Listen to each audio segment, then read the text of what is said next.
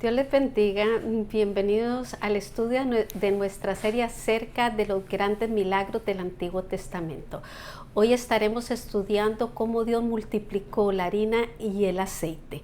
Empezaré por decirles que Dios glorifica su nombre en escenarios difíciles, pero también tenemos que saber que en las distintas generaciones los hijos de Dios sufrieron, sufren y sufrirán situaciones difíciles.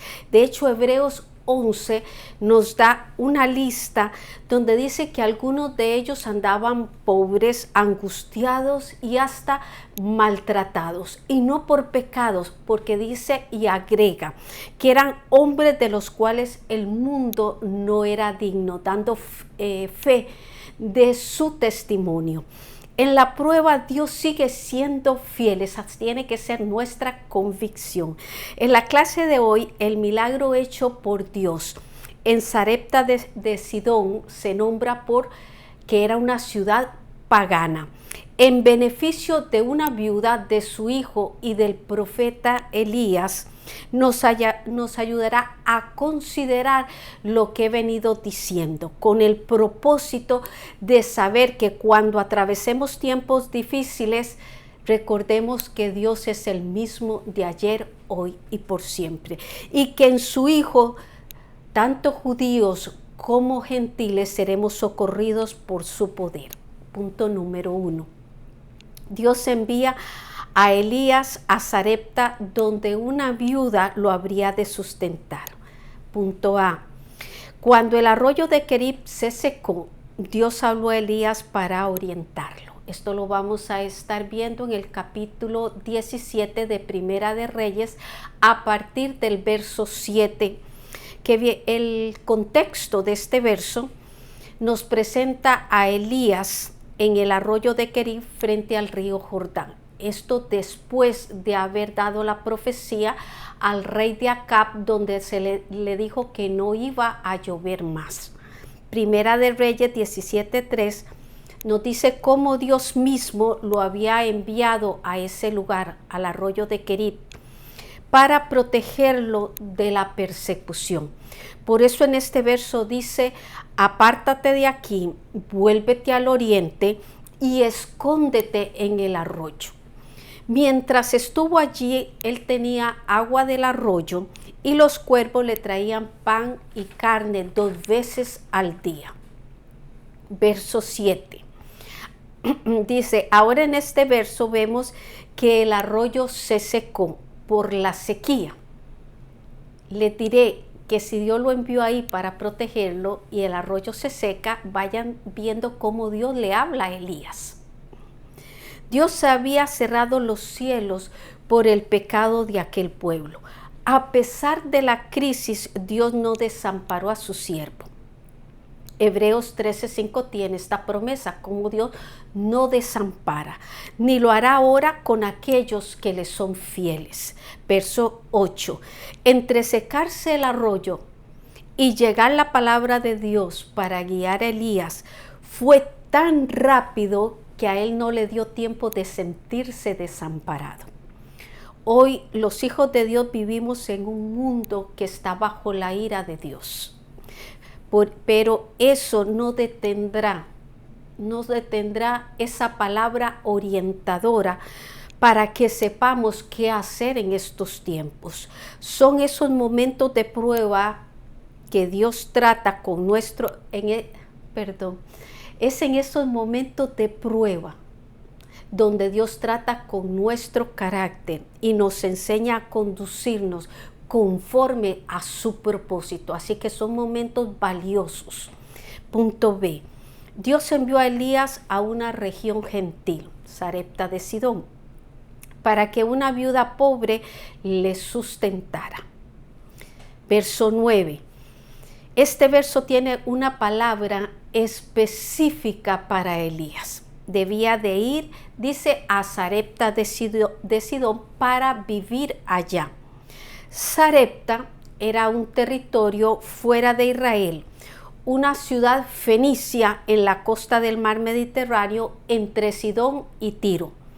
Y allí él refiriéndose a Dios, le había dado una orden a una mujer viuda que lo alimentara. Eso significa que antes que Elías llegara, ya la viuda sabía que el profeta de Dios tocaría su puerta, a quien ella recibiría y alimentaría. Verso 10. Él, refiriéndose a Elías, se levantó y fue a Sarepta, obedeciendo la palabra de Dios. Llegando a Sarepta, vamos a ver el primer milagro. Elías llega a la puerta de la ciudad para preguntar por una viuda que nunca había visto. Y la mujer de la cual Dios le había hablado aparece. Estaba allí recogiendo la leña.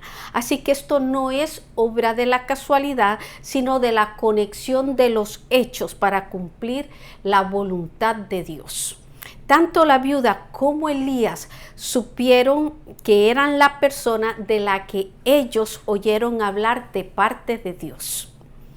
Elías dice que la llama y le pide agua. Si nosotros obedecemos la dirección del Señor, encontraremos nuestra provisión que de antemano nos revela este versículo, el Señor había preparado. Hemos llegado a nuestro primer verso clave, que lo pueden leer en Mateo 6:33. Punto 2.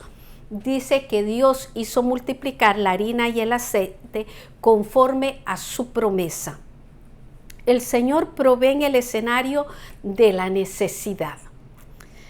Dice, la Biblia nos presenta situaciones reales por las que las personas atravesaron. Verso 11. Dice, y yendo ella, recuerda que nos quedamos en el verso anterior donde Elías la llama para pedirle agua. Aquí continúa y dice que ella yendo fue a traérsela. Tenemos que destacar la buena actitud que mostró esta viuda, porque recuerde que nuestra actitud hace realidad promesas que Dios da para ellas. Una fue que ella se dispuso a servir. La otra fue que lo hizo con diligencia y también compartió de lo que tenía. Mateo 10:42 se refiere a una de esas promesas donde dice que Jesús mismo dijo que ni un vaso de agua pasaría sin recibir recompensa cuando nosotros lo diéramos a uno de sus pequeñitos. Otra enseñanza que nos da este pasaje es cómo Dios quiere llevar nuestra fe a un nivel mayor de prueba, para que esto resulte en alabanza de su santo nombre. Verso 12, vamos a ver cuál fue el nivel al que se le subió a la viuda, se le llevó a un nivel mayor. Cuando ella va a traer el agua, Elías la llama para que le trajera también, dice, un bocado de pan. La viuda le responde basada en su triste realidad. Le dice, no tengo pan cocido, solo un puñado de harina, y un poco de aceite, que además iba a ser la última comida para ella y para su hijo, para después de esto, dice ella, morir. Sin embargo, fíjese, esta confesión fue acompañada de una expresión de fe. ¿En quién? Dice, en el Dios de Elías, porque este verso comienza diciendo, vive Jehová tu Dios. Tenemos que tomar en cuenta que aquella mujer vivía en un pueblo donde se adoraba a dioses paganos. Ya les dije que era una ciudad gentil que no reconocía a Dios como Señor. Ella, con esa frase de vive Jehová, reconoció que el Dios de Elías primero era real, pero que también era el fundamento de la verdad. Eso significa que había en ella un poco de fe, que Dios llegaría a multiplicarla con lo que estaba sucediendo en su vida. Dios no exige una gran fe, sino una fe sencilla puesta en el Dios correcto. Punto B. El milagro de provisión se manifestó, dice, cuando la viuda creyó la promesa. Verso 13. Elías le contesta ante aquella triste realidad. no tengas temor. Fue la respuesta de Elías a la sinceridad de aquella viuda. Fue una ministración de paz al corazón de ella. Dios, a través de su palabra, puede levantarnos, puede alentarnos, puede vivificarnos. Así que cuando nosotros tengamos zozobras, preocupaciones, porque existen esas circunstancias que la provocan, vayamos a la fuente de vida, que es la palabra, y nuestros corazones, al igual que el de aquella viuda, recibirán aliento. La prueba más grande a la fe de ella fue hacerle a Elías primero la torta, con lo que para ella sería su último alimento. Con este mandamiento, el Espíritu Santo nos enseña que nuestra vida está en las manos de Dios y que Él merece el primer lugar en todo lo que nosotros vayamos a hacer o estemos haciendo. Verso 14. Porque Jehová Dios de Israel ha dicho así. La fe que necesitaba esta viuda para obedecer la petición de Elías tendría su base en la promesa de Dios.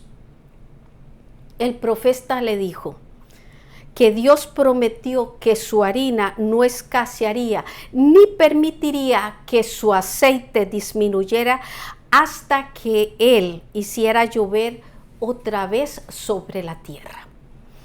Todas sus promesas tenemos que reconocer que son sí y amén por medio de nosotros y para gloria de Dios, nos dice 2 Corintios 1:20. Debemos aprender a vivir por la palabra. La Biblia establece que el justo vivirá por fe. Habacuc 2:4. Verso 15. Entonces ella, dice, fue e hizo como Elías le dijo. Ella actuó motivada por aquella promesa de Dios. Caminó en fe, caminó en obediencia desde la puerta de la ciudad hasta su casa para traerle el alimento que Elías pidió. Así que la fe no está completa con solo creer, sino que dice que tenemos que actuar según lo que hemos recibido de parte de Dios, según lo que Dios nos dice. Y dice que comió, este es el testimonio de Elías, que comió él, ella y su hijo. Dice que esto lo hicieron por muchos días, porque la promesa, recuerden que era hasta que volviera a llover. Y vamos a ver que fue por 3 años y 6 meses que no llovió. Así que con esto sabemos que todavía podemos ver milagros en medio de la necesidad. Nuestro segundo texto clave lo pueden leer en 2 Corintios 1:20. Punto 3. Dice que Jesús testificó de aquel milagro de provisión a los incrédulos de Nazaret. Jesús previó que no sería creído y aceptado en su propia tierra. Vamos a pasar al libro de Lucas en el capítulo 4, en el verso 23. Jesús mismo en Nazaret dice que menciona el pasaje de la viuda de Sarepta y menciona los efectos de la incredulidad en él. Verso 23. En el contexto de este verso se narra cómo Jesús llegó a la sinagoga de Nazaret. Cómo él llega a esta sinagoga, se para a leer la profecía de Isaías acerca de él. Al oír los judíos sus palabras llenas de gracia, dice la palabra que ellos se admiraron. Pero se admiraron porque pensaban cómo éste puede decir aquello si es el hijo de José. Eso significa que no lo veían como el Mesías. Entonces Jesús les advirtió que por su falta de fe no verían en Nazaret los milagros que él haría en otros lugares de Israel. Esto lo dice en Mateo 13, del 57 al 58. El Señor en este verso le cita en el verso 23 un refrán común de aquel lugar, donde dice: médico, cúrate a ti mismo. Y les dijo que ellos le dirían este refrán para que les demostrara por medio de sus obras que Él era el Mesías. Sin embargo, hasta que nuestra fe no crezca, hasta estar convencidos de que Cristo es el Hijo de Dios, no estaremos listos para ver su gloria en nuestras vidas. Hay un principio para la fe, y esto es que creamos en Jesucristo, en el Hijo que Él, el Padre, nos envió. Verso 24. Este verso lo que hace es añadir al verso 23. Empieza diciendo: de cierto os digo. Cuando dice de cierto os digo es que no hay duda de que va a ocurrir. Y continúa diciendo que ningún profeta es acepto en su propia tierra. O sea que esto es lo que pasa.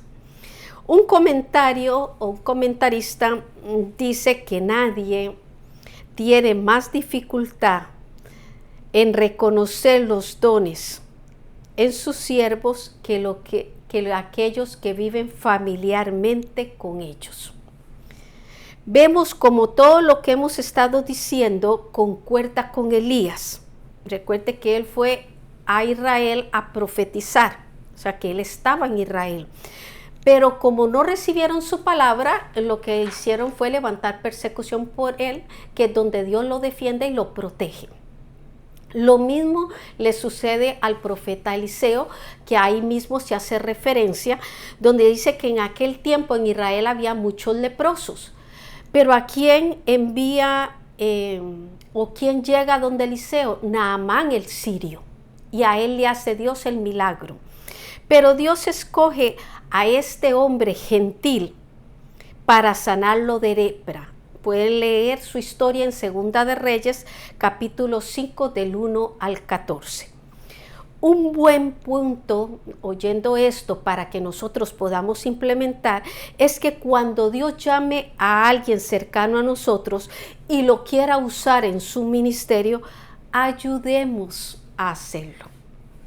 Colaboremos con ese crecimiento. ¿Cómo? Dice, reconociendo sus dones, respetando su compromiso con el ministerio, con el Señor, impulsándolo hacia adelante, orando y apoyando el compromiso que aquella persona ha hecho con Dios. Punto B.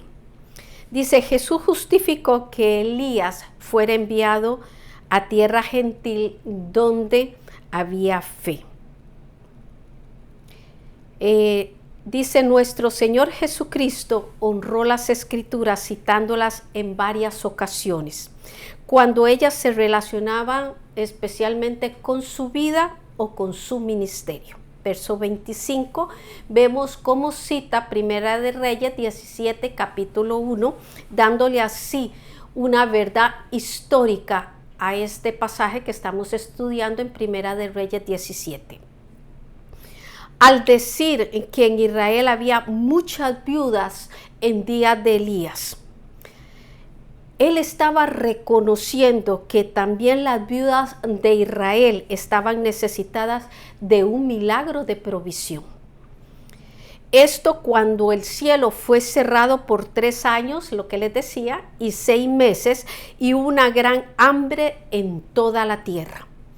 Así es como Jesús reveló la hambruna que afectó a todos, que sí estaba relacionada con aquel juicio de sequía enviado por causa del pecado.